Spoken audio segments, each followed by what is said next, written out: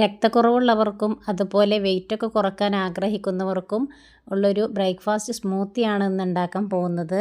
1/2 cup പാലിൽ 2 teaspoon chia seed അരമണിക്കൂർ കുതിർത്ത് വെക്കുക.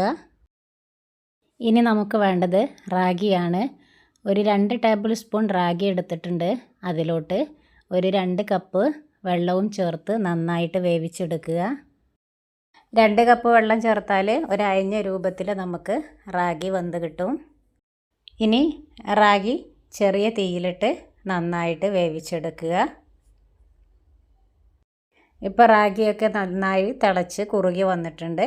ഇപ്പോൾ ഫ്ലെയിം ഓഫ് ചെയ്ത് കൊടുക്കുക. ഇനി അതൊന്ന് തണുക്കാനായി മാറ്റി വെക്കുക.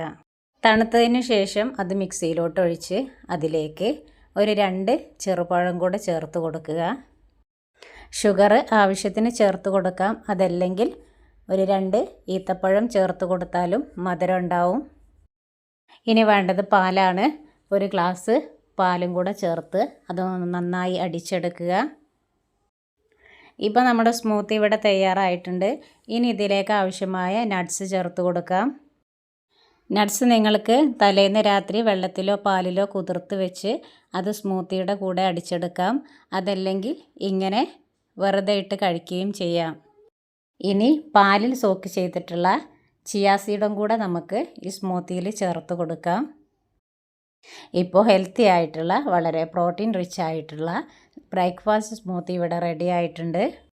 ബ്രേക്ക്ഫാസ്റ്റ് ആയിട്ടും ഡിന്നറായിട്ടും ഒക്കെ കഴിക്കാൻ പറ്റുന്ന ഒരു സ്മൂത്തിയാണ്. അപ്പോൾ എല്ലാവരും ഇതുപോലെ ഒന്ന് ഉണ്ടാക്കി നോക്കി അഭിപ്രായം പറയണേ. താങ്ക്സ്.